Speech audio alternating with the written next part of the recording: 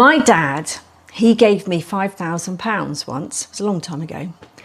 By the way, my dad he was pretty wealthy. I mean, not wildly wealthy, but quite wealthy. Anyway, he said, £1,000 of that is for your wedding.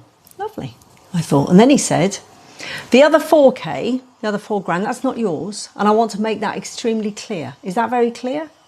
So what had happened is he'd used up his ISA allowance for that year, and he wanted me to open an ISA for him and invest it for him.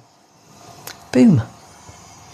It's funny, you know, we were talking in the My Money Makeover 365 group about how much we should contribute towards our children's weddings.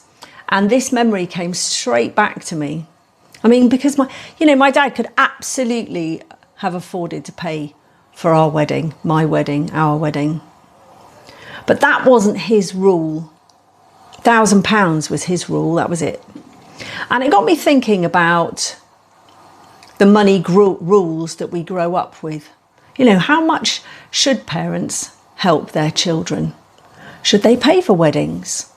Should they help with house deposits? Pay university costs? Should children expect to pay anything at all? Because, you know, there isn't one correct answer. But what fascinates me is how many of our ideas about what normal or fair or generous, you know, come from the family that we grew up in. You know, often we don't even realise that we have these rules until somebody else has a completely different one. And that's what came up in the group this week. So what were the money rules in your family?